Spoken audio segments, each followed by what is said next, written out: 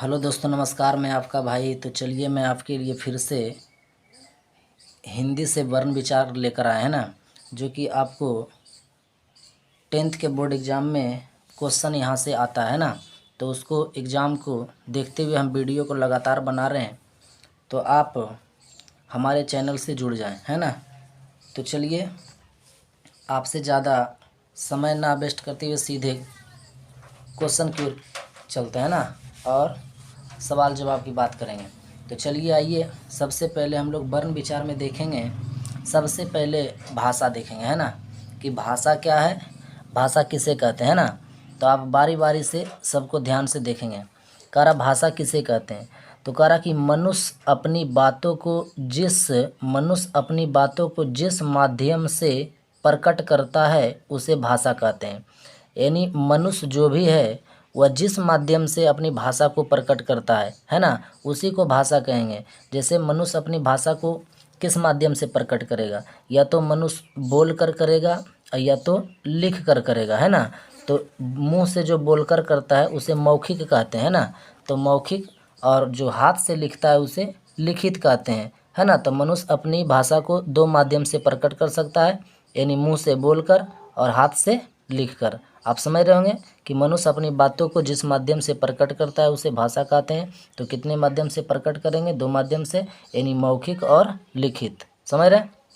तो चलिए आगे हम लोग देखते हैं कि ध्वनि किसे कहते हैं ना। इस प्रकार से ध्वनि की बात कह रहा कि ध्वनि यानी बोलते समय जो आवाज़ निकलती है उसे ध्वनि कहते हैं।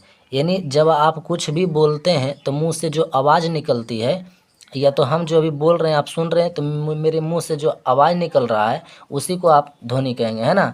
तो ध्वनि किसे कहते हैं? बोलते समय जो आवाज़ निकलती है उसे ध्वनि कहते हैं। आप समझ रहे होंगे। इस प्रकार से करा अक्षर किसे कहते हैं ना, अक्षर की बात कर लेते हैं। अक्षर किसे कहते हैं? कह रहा कि कागज़ पर जो लिखा जाता है उसे अक्षर कहते हैं। यानी आप जहाँ भी लिखेंगे जो लिखाएगा वही अक्षर कहलाएगा, है ना। कागज़ पर जो लिखा जाता है उसे अक्षर कहते हैं। ज़्यादा से ज़्यादा हम लोग कागज़ पर ही लिखते हैं, कागज़ पर लिखा जाता है उसे क्या कहते हैं? अक्षर कहते हैं। आप समझ रहे होंगे। चलिए थोड़ा सा लिपि के बारे में जानकारी लेते हैं ना, कि लिपि किसे कहते हैं। कह है ना, समझते हैं लिपि। कह रहा कि अक्षरों को हम जिस संकेत से लिखते हैं उसे लिपि कहते हैं। लिपि किसे कहते हैं? अक्षरों को, जो भी आप कुछ लिखते हैं, अक्षर क ख है ना, अक्षरों को हम जिस संकेत से लिखते हैं उसे लिपि कहते हैं, है ना। तो लिपि बहुत प्रकार की होती है, लेकिन यहाँ आपको कुछ हम लिपि लिखे हैं, है ना, जो कि एग्ज़ाम में यहाँ से क्वेश्चन आ जाता है कि हिंदी, है ना, हिंदी किस लिपि में लिखी जाती है? तो वह हिंदी जो लिखा जाएगा वह देवनागरी लिपि में लिखा जाएगा, है ना। और अंग्रेजी कौन सा लिपि में लिखा जाएगा? तो रोमन लिपि में लिखा जाएगा। और उर्दू कौन सा लिपि में लिखा जाएगा? तो फारसी लिपि में लिखा जाएगा, है ना। हिंदी जैसे आप देखेंगे यहाँ से स्टार्ट करते हैं लिखना, जैसे कि मेरा घर छोटा है ना। तो देखिए यही मेरा घर छोटा है जो आप लिखे हैं, यही आपका देवनागरी लिपि है। देखिए देवनागरी लिपि बाएं से किधर जा रहा है? दाएं की ओर जा रहा है ना। देवनागरी लिपि का पहचान है कि बाएं से किधर जाना? दाईं ओर, है ना, इस प्रकार से। और अंग्रेजी भी इस प्रकार से, यानी आप लिखते हैं जैसे IMA है ना। अंग्रेजी में आप लिखते हैं तो अंग्रेजी कौन सा लिपि है? तो आप बोलेंगे देवनागरी लिपि, है ना। और उर्दू कौन सा लिपि है? तो आप उर्दू का बोलेंगे कि ये फारसी लिपि है। उर्दू ये दाएं तरफ से बाएं तरफ आता है ना। मुझे तो उर्दू लिखने के लिए नहीं आता है, मुस्लिम बच्चे पढ़ते रहते हैं, आप देखते होंगे अली बेते इस प्रकार से कुछ बोल के, है ना। तो यानी ये दाएं से बाएं ओर आती, इधर से लिखते लिखते इधर आता है ना। यानी ये उर्दू कौन सा लिपि में? फारसी।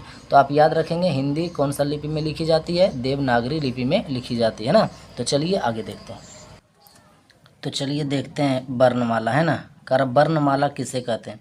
कर वर्णों को व्यवस्थित समूह को वर्णमाला कहते हैं। यानी वर्ण को व्यवस्थित, है ना, इस पर ज़्यादा ध्यान देना है कि व्यवस्थित यानी सजा कर उसको लिखा गया, है ना। वर्णों को व्यवस्थित समूह को वर्णमाला कहते हैं। परीक्षा में आपसे पूछा जाता है कि हिंदी के वर्णमाला में कितने वर्ण होते हैं? तो आप बोलेंगे 52, है ना। कि हिंदी वर्णमाला में कितने वर्ण या कितने ध्वनि होते हैं, तो आप बोलेंगे 52, है ना। चलिए बारी बारी से 52 को हम लोग देखते हैं और पहचानते हैं, है ना। तो चलिए देखते हैं कि हिंदी में वर्णमाला 52 जो है वह कौन कौन है ना। तो सबसे पहले कारा देखिए आ ई उ री ए ओ औ, है ना। ये इसकी संख्या 11 है, यानी इसका नाम दिया गया है ये स्वर वर्ण, है ना। स्वर वर्ण की संख्या कितना है, तो आप बोलेंगे 11, है ना। परीक्षा में आपसे पूछा जाता है कि हिंदी में स्वर वर्ण की संख्या कितना है, तो आप बोलेंगे 11, है ना। अब इसी प्रकार से आप देखेंगे आगे कि देखिए इसको पढ़ते हैं क ख ग घ अंग च छ ज झ ञ ट ठ ड ढ न त थ द ध न प फ व भ म। ये आपका ख से लेके पाफा तक जो पढ़ रहे हैं, है ना, इसका नाम है स्पर्श व्यंजन। कौन व्यंजन है? स्पर्श व्यंजन। तो आपसे परीक्षा में पूछा जाता है कि स्पर्श व्यंजन की संख्या कितना है, तो आप बोलेंगे स्पर्श व्यंजन की संख्या 25 है ना। इस प्रकार से आप याद रखेंगे।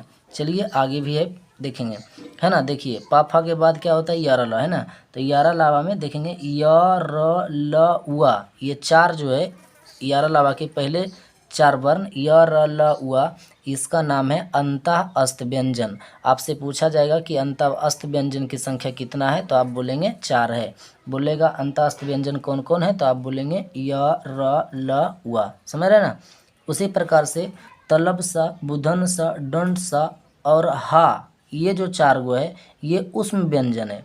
परीक्षा में आपसे पूछा जाएगा कि उष्म व्यंजन की संख्या कितना होता है, तो आप बोलेंगे 4 होता है ना। और इसी प्रकार से ये हा के बाद होता है संयुगी छ त्र ज्ञ, और ये आपका जो है ये स्रा है ना। इसको आप क्या पढ़ेंगे? स्रा। तो इसका नाम है संक्युत व्यंजन। तो संक्युत व्यंजन की संख्या कितना होता है, तो 4 होता है। कौन कौन होता है? तो संयुगी छ त्र ज्ञ और स्रा, है ना। इस प्रकार से आप पढ़ते हैं। और आपका इस प्रकार से बच रहा कि देखिए आकार आ में जो अन्न और आह जो होता है, अन्न में देखिए अनुस्वार, इसको आप अनुस्वार पढ़ते हैं ना, और इसको आह में इसको विसर्ग पढ़ते हैं ना।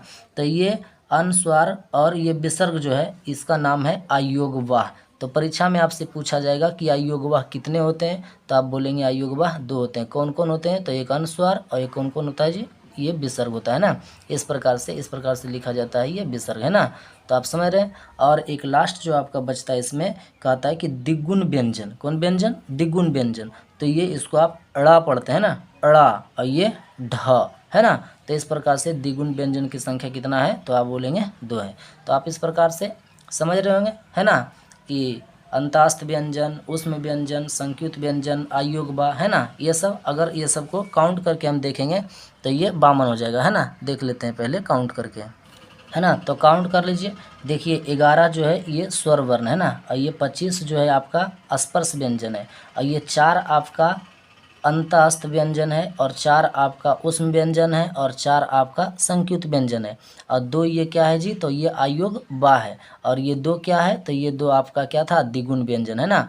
तो आप इसको काउंट कर लीजिए, जोड़ लीजिए, यानी 5 1 6 6 4 10 10 4 14 14 4 18 2 20 2 22 के 2 हो गया, बाकी कितना हो गया, 2 हो गया, और 1 और 2 3 और 3 और 2 बकिया कितना हो गया, 5 हो गया। यानी आपसे हिंदी में पूछे कि वर्णों की संख्या कितना है, तो आप बोलेंगे 52, है ना।